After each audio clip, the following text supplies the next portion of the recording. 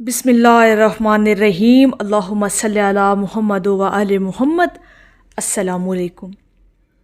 दरूद शरीफ पढ़ते हुए कौन से ऐसे खुशनसीब लोग होते हैं और कौन सी उनके अंदर ऐसी खूबी मौजूद होती है कि जब वो दरूद पाक ख़ास तौर पर पढ़ते हैं ना तो उनकी आँखें नम और तर हो जाती हैं और बाज़ लोगों के तो आंसू छलकने लगते हैं, मोतियों की लड़ियों की तरह छलकते हैं। कुछ ऐसे भी बहुत बानसीब लोग हैं। अच्छा, अब ये कैफियत, ये आँखों का नम तर हो जाना, आंसुओं का छलक पड़ना होता क्यों है? और वो ख़ास लोग कौन होते हैं जिनके साथ ये कैफियत होती हैं? आज इसी चीज़ का आप लोगों के साथ बयान करना है इंशाअल्लाह ताला। वो लोग जो ऐसी खूबी के हामिल हैं ना जी, जिनके अंदर ये खूबी मौजूद है और फिर जिनको ये कैफियत नसीब हो जाती है, इंशाअल्लाह ताला उन लोगों को सुनकर दिल को खुशी और राहत मिल जाएगी। देखिए, सबसे पहली बात ये कि आँखों का नम होना, आँखों का तर हो जाना, आंसुओं का छलक पड़ना, ये पता है किन लोगों के अंदर ये खूबी मौजूद होती है? कभी मुशाहिदा करके देखिएगा, अपनी ज़िंदगियों में एक्सपीरियंस करके देखिएगा। ये वो लोग होते हैं जिनके दिल चिड़ियों से भी ज़्यादा नरम होते हैं, जिनके दिलों के अंदर सख्ती नहीं होती ना जी। ये खूबी बहुत बड़ी खूबी है, कुछ छोटी सी आम सी खूबी नहीं है। बाज़ औक़ात ऐसा होगा कि इस खूबी के बिना पर लोगों को जन्नत में भेज दिया जाएगा। दिल की नरमी लोगों की जन्नत में जाने का बाइस बन जाएगा। अल्लाह को दिल की नरमी बहुत पसंद है। जो लोग दिल की नरमी अपने अंदर रखते हैं ना, जो हसास लोग होते हैं, हसास होते ही वही हैं जो दिल के नरम होते हैं, और जो दिल के नरम होते हैं, भोले भाले लोग होते हैं ना, वो अल्लाह को बहुत प्यारे होते हैं। और फिर ये जो प्यार का सिलसिला, और फिर ये जिस तरह से अल्लाह अपने करीब करता है ऐसे शख्स को, फिर नरम दिल वाले को, फिर जैसे अपनी दोस्ती उसको नसीब करता है, फिर जिस तरह से उस शख्स का, उस बंदे का अपने रब के साथ एक याराना बनता है, एक ताल्लुक़ बनता है, फिर उस ताल्लुक़ का जो समर और तोहफ़ा अल्लाह पाक अता करता है वो अपने महबूब की मोहब्बत में अता करता है।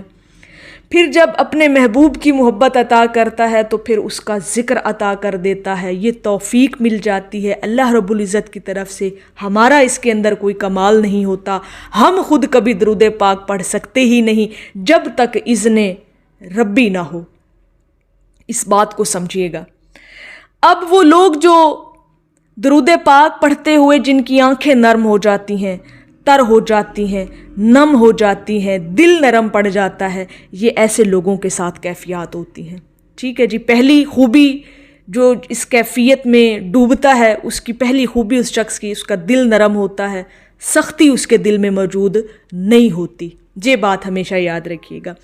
अब ये जो ख़ास तौर पर दरूद पाक पढ़ते हुए ये कैफियत हो जाए तो इसका तो सीधा सीधा मतलब है ना जी, इधर उधर जाने की तो ज़रूरत ही नहीं है, इतने लंबे फ़लसफ़े झाड़ने की भी ज़रूरत नहीं है। इसका तो सीधा स्ट्रेट फॉरवर्ड सी बात है, सादा सी बात है कि ऐसा शख्स अपने दिल में इश्क़ मुस्तफ़ा सल्लल्लाहु अलैहि व आलिहि वसल्लम को जगा रहा है, जाग रहा है, ज़िंदा हो रहा है आपके दिल में इश्क़ मुस्तफ़ा सल्लल्लाहु अलैहि वालिहि वसल्लम। एक ना हमारे बुज़ुर्ग हुए हैं, अकाबरे दीन थे, बहुत बड़े। उनका नाम है हज़रत शेख अब्दुल हई आरफ़ी रहमतुल्लाह अलैह। उनका मामूल जनाबे वाला ये होता था कि तहज्जुद के वक्त ना तन्हा बैठकर आंखें बंद करके एक मखसूस तादाद में दरूद शरीफ का विर्द करते थे। जिन्होंने एहतमाम के साथ दरूद पाक पढ़ाना, फिर उनको ये कैफियत, ये लज्जतें इबादत की, इस विर्द की, ज़िक्र की महसूस होती हैं।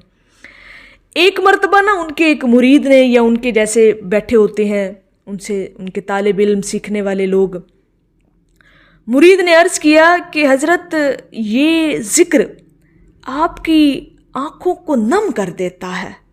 بڑی خوبصورت بات ہے، ذرا غور سے سنیے گا. مرید نے نا کہا کہ حضرت آپ جب درود پاک پڑھتے ہیں تو آپ کی آنکھیں نم ہو جاتی ہیں. آپ رحمۃ اللہ علیہ نے فرمایا یہ درود ہے، درود، یعنی زور دے کر اس بات پر کہا کہ یہ درود ہے، درود.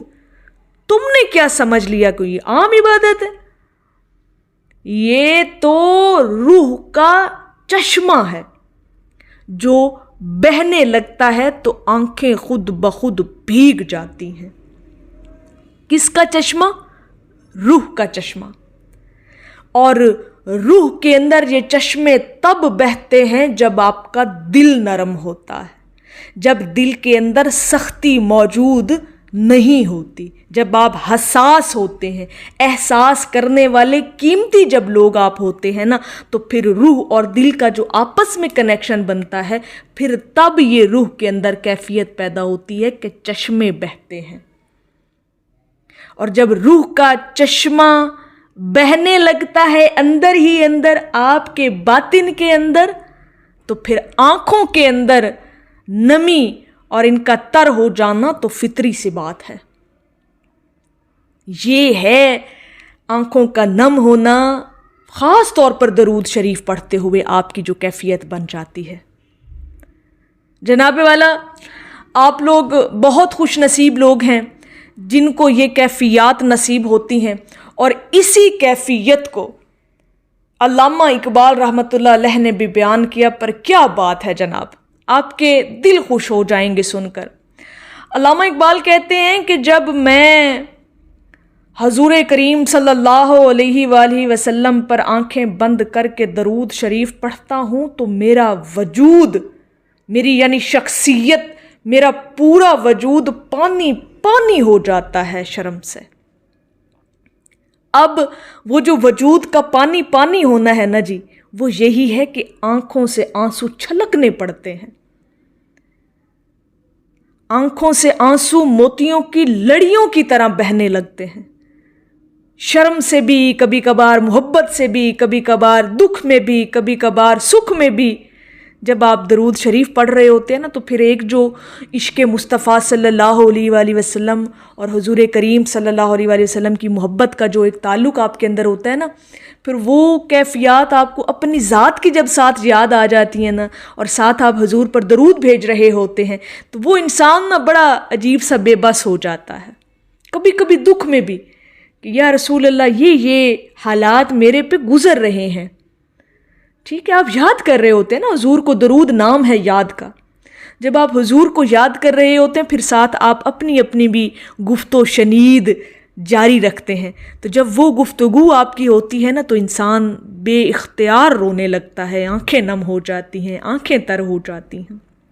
بعض اوقات خوشی میں بھی انسان گفتگو اور کلام ساتھ ساتھ کر رہا ہوتا ہے اپنے نبی کریم صلی اللہ علیہ وآلہ وسلم کے ساتھ، کہ حضور آپ پر جب سے درود پڑھنا شروع کیا نا، اللہ نے اتنے کرم کیے، اتنے کرم کیے، اتنے فضل کیے کہ میں بیان نہیں کر سکتا. اور اس خوشی میں آپ کے آنسو چھلکنے لگ جاتے ہیں، آپ کی آنکھیں نم ہو جاتی ہیں.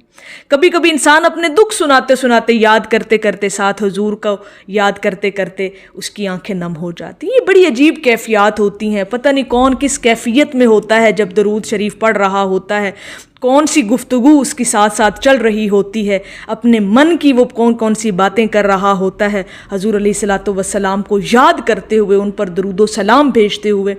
تو وہ کیفیت انسان خود ہی بہتر جانتا ہے، وہ بہتر اس کی ترجمانی کر سکتا ہے کہ وہ اس وقت کس کیفیت، کس پوزیشن کے اندر ہوتا ہے جب وہ نبی کریم صلی اللہ علیہ وآلہ وسلم پر درود و سلام کے نذرانے پیش کر رہا ہوتا ہے. ایک تو یہ بات ہوگی علامہ اقبال صاحب نے کہی. ایک ہمارے سرکار واصف علی واصف صاحب بڑا پیارا جملہ کہتے ہیں اس بارے میں. وہ کہتے ہیں کہ درود شریف پڑھتے ہوئے آنکھیں نم ہو جائیں، جسم کانپ اٹھے، تو سمجھ لیجئے کہ مدینہ منورہ میں حضور علیہ الصلوۃ والسلام نے آپ کا نام لے کر آپ کو یاد فرما لیا ہے. آپ پر نگاہ کی توجہ فرما لی ہے، اور یہ اس بات کی دلیل ہے، یہ ثبوت ہے اس بات کا، آنکھوں کا نم ہو جانا خاص طور پر درود شریف پڑھتے ہوئے، تو سمجھ جائیں مدینہ منورہ میں آپ کی حاضری، آپ کا بلاوا آپ کو یاد کر لیا گیا ہے۔ آپ کے پڑھے ہوئے کو حضور علیہ الصلوۃ والسلام خود سماعت فرما رہے ہیں، قبول کر رہے ہیں آپ کا نذرانہ جو آپ پیش کر رہے ہیں۔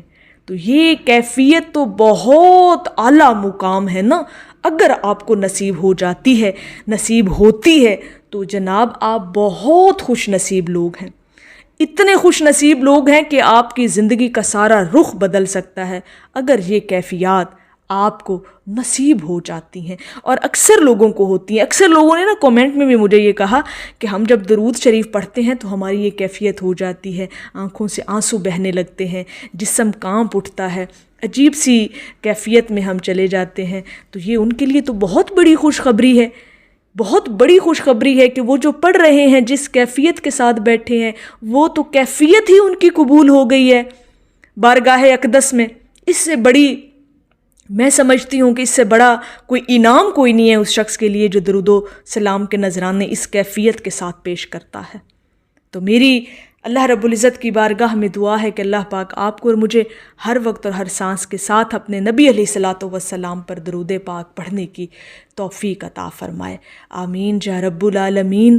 اور آخر میں ہے کہ کوئی سلیقہ ہے آرزو کا، نہ بندگی میری بندگی ہے، یہ سب تمہارا کرم ہے آقا کہ بات اب تک بنی ہوئی ہے۔ ایک دفعہ محبت سے پڑھ لیجئے صلی اللہ علیہ حبیبہ محمد و آلہ وسلم۔